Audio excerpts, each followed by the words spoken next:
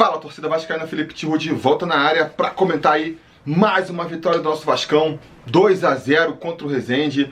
O Vasco que começou com tudo essa partida, né? Indo para cima, como a gente previa no Preleção sobre Vasco, realmente indo para com tudo, né? Com garra, com vontade, para decidir o jogo logo, para não dar margem pro azar e para garantir, né? Uma atuação convincente pro torcedor. O Vasco começou de maneira frenética, jogando com tudo, realmente dando deixando o torcedor sonhar, né? Com um Vasco realmente perigoso para o adversário, mas fez 2-0 ali com 15 minutos de jogo e depois disso acabou mais uma vez sentando no resultado. Mais uma vez a gente vê aí um vislumbre de um Vasco realmente capaz de preocupar, que nem já vimos em outros momentos aí dessa temporada, mas acaba que são só períodos do jogo, né? A gente ainda não viu, talvez não venha até a ver, eu acredito um Vasco 90 minutos jogando o que jogou nesse começo de partida, por conta, eu acho, até da intensidade, né, que o Vasco põe para poder dominar o jogo. É um jogo de muita velocidade, de muita movimentação do time, e isso acaba cansando. Eu acho que foi por conta disso que o Vasco, depois de abrir 2-0, acabou diminuindo o ritmo, né? Eu vejo muita gente aí criticando o Alberto Valentim, né? Como se ele recuasse o time, porque se contenta com o resultado. Mas eu acho que não é coisa do técnico, não. Acho que isso é coisa dos próprios jogadores que não aguentam a intensidade, né? E aí acabam naturalmente, vendo o placar, um placar folgado, acabam naturalmente desacelerando um pouco, nem fazendo corpo mole, mas desacelerando um pouco. Sabe aquela coisa de pelada? Momentos finais da pelada, não tem mais de fora, você tenta uma jogada, você perde, aí quando você vai voltar para a defesa, você já dá aquele respiro e só depois volta. Quando no começo você já perde e você já volta de primeira. Acho que é um pouco isso, entendeu? Os jogadores que no começo da partida estavam se movimentando, circulando, pedindo a bola o tempo todo, correndo pro lançamento, a partir do momento que abre 2-0, já ficam mais parados, já ficam mais estáticos, e aí nisso o futebol do Vasco acabou desaparecendo, né? Mas enfim, os primeiros minutos pelo menos do Vasco são promissores, dão a entender aí que o Vasco pode fazer realmente uma equipe competitiva no restante da temporada, se conseguir manter esse padrão aí que ele impôs no começo do jogo por mais tempo, ou no mínimo saber administrar bem, né?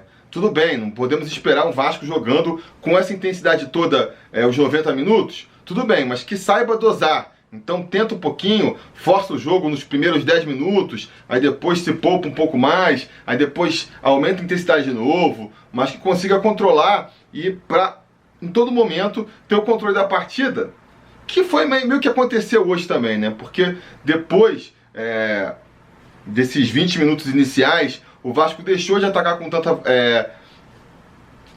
tanta força o Resende, mas também se viu pouco ameaçado lá atrás, né? Em nenhum momento a gente pôde aí, se pôs em risco a vitória do Vasco na noite de hoje. O Vasco começou com uma formação aí um pouco diferente, né? Não vou nem falar da titularidade do Bruno César e do Rossi, que já eram meio que esperados, e na verdade a surpresa foi quando os dois foram barrados do time, né? Mas principalmente aí pela entrada do Bruno Silva no meio campo e do Thiago Reis no ataque. Duas mudanças aí surpreendentes, mas quando você para para pensar, faz até sentido, né? Faz sentido se você imaginar, por exemplo, que o jogo contra a Portuguesa a gente perdeu porque o Vasco desperdiçou um caminhão de chances lá na frente. Faz todo sentido você, para o jogo seguinte, botar um jogador com mais características ali de finalização, para empurrar essa bola para dentro. Já que do meio para frente, essa foi a grande mudança de um jogo para o outro, né? Porque a gente jogou com a defesa reserva contra a Portuguesa, mas do meio para frente, o time foi esse que começou aí hoje. Bruno César, o Rossi, o Marrone.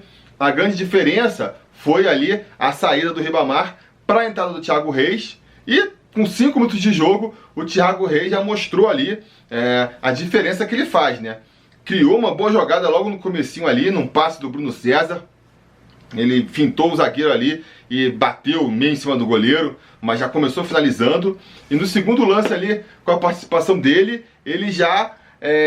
uma jogadaça do Marrone, que fez uma excelente partida hoje, diga-se de passagem, né? Foi na linha de fundo ali, acreditou com velocidade, tocou para trás e ali o Thiago, pum, só empurrou pro fundo das redes.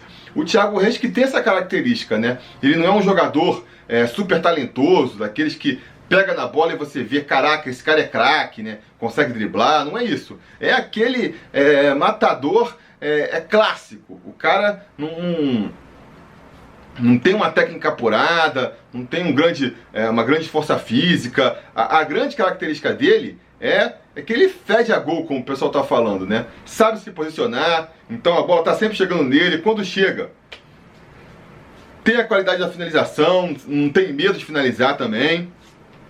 E aí, tendo as oportunidades, ele empurra a bola para dentro, abriu então o placar para o Vasco com 5 minutos, né? A outra grande surpresa também foi ali o Bruno Silva, que para mim caracteriza ali o grande desafio, o grande enigma, né? Que o Valentim está tentando desvendar nesse time, na verdade, é esse meio campo.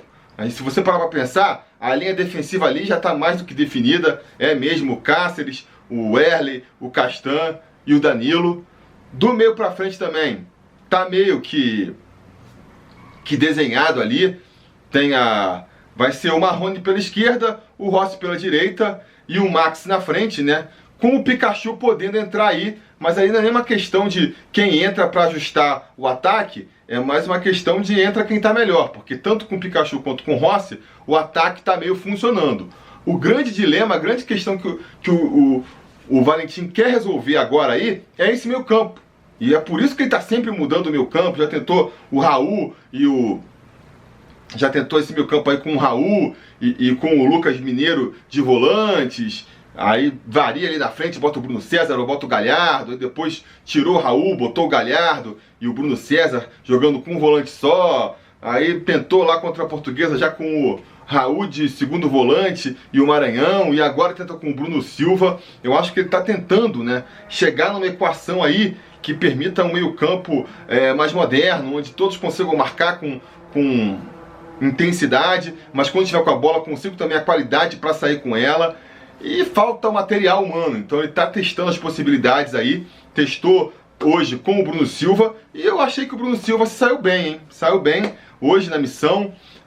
Defensivamente, o Vasco não chegou a sofrer muitos perigos, mas pelo pouco que deu para ver ali, se comportou bem. É um jogador alto também, então ajuda ali na zaga, na hora dos cruzamentos, né? E principalmente com a bola aí saindo para o jogo, ele conseguiu dar uma qualidade no passe ali, dava uns passes bem verticais, procurando sempre o Bruno César, procurando às vezes ali mesmo um Marrone, um Rossi, nenhum lançamento genial daqueles, mas umas bolas mais profundas e com qualidade, né? Chegando no companheiro, que é o mais importante. Então fez uma boa partida o Bruno Silva, por mais que o Rezende tenha ajudado também, né? O Rezende começou o jogo muito atrás ali no campo, chamando o Vasco para o seu campo, marcando só a partida intermediária. Não sei se a ideia deles era puxar um contra-ataque, sei lá. Só sei que isso permitiu que o Vasco chegasse com muita tranquilidade ali até o meio campo, né?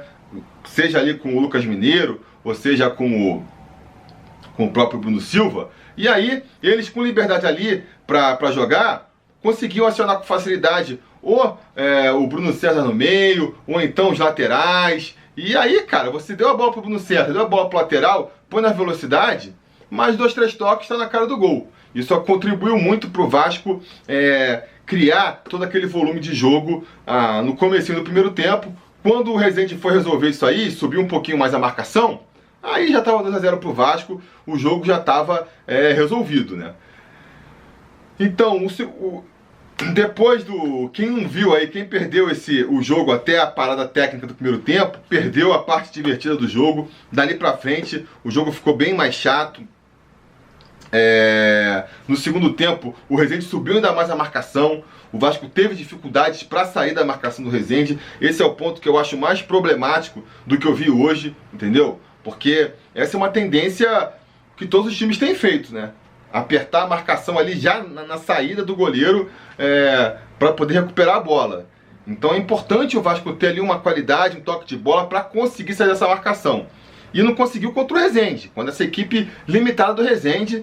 Então, o que sugere que contra equipes mais qualificadas, isso vai ser ainda mais difícil.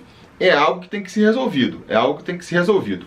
Enfim, o Valentim ainda tentou mudar no time ali. Até acho que uma das provas de que o Valentim... que esse recuo do Vasco não é uma coisa do treinador, é dos próprios jogadores. Foi que o Valentim, a primeira substituição que ele fez foi tirar um volante. Tirou justamente o Bruno Silva para botar o Galhardo, quer dizer, tentar botar o time mais para frente, mas não resolveu. Eu acho que nesse sentido também, botar jogadores mais velhos, né, já mais rodados do futebol, não ajuda, porque eles entraram com a mesma preguiça que os jogadores que estavam em campo apresentaram. Então entrou primeiro o Galhardo, depois entrou o Pikachu e o Felipe Bastos, né, entraram praticamente juntos ali. No lugar do Thiago Reis e o Felipe Bastos no lugar do Bruno César. E entraram também com aquela mesma preguiça, não mudaram nem um pouco a dinâmica do jogo. Talvez se o Valentim tivesse apostado mais na juventude, né? O Lucas Santos está na seleção brasileira, então não podia ser escalado, mas pro Dudu, ali no lugar de botar o Galhardo, botava o Dudu. No lugar de botar o Felipe Bastos, botava o Rodrigo, botava o Caio Lopes. No lugar de botar o Pikachu, botava, sei lá, não sei se o Caio Monteiro estava no banco, mas assim, botar um garoto que teoricamente entraria com mais vontade de mostrar seu futebol, né? Poderia ali dar uma mexida no time. Enfim, acabou que o jogo foi realmente muito modorrento até o final e quem aguentou acordado não chegou a ver grandes lances de ação, não. A graça do jogo se concentrou naqueles primeiros 20 minutos.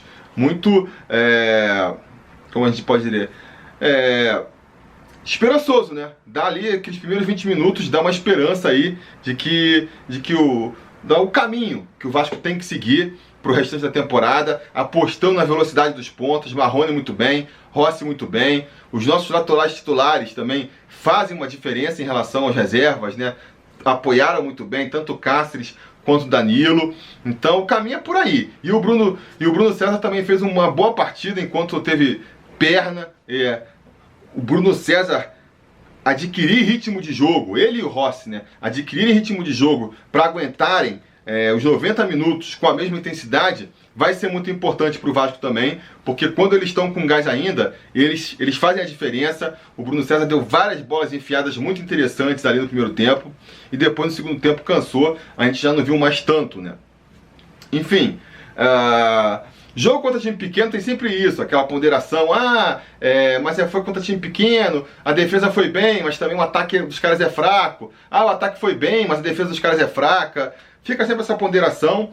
A gente no sábado vai enfrentar o Bangu, vai ter de novo toda essa discussão, mas pelo menos dali pra frente acabou. Aí depois é só pedreira, é só jogo pra valer, e aí a gente vai ver, aí que a gente vai ver quem tem garrafa vazia pra vender, aí que a gente vai separar os meninos dos adultos, aí que o Vasco vai ter que mostrar que realmente pode competir de igual para igual com quem vier pela frente. Até lá, vamos discutir as possibilidades aí, comentem aí o que vocês acharam da partida hoje, quem vocês acharam que foi o destaque, quem vocês acharam que foi o ponto negativo. Vocês sabem, a conversa continua aqui nos comentários. Não se esqueça também de curtir o vídeo, assinar o canal e a gente vai se falando.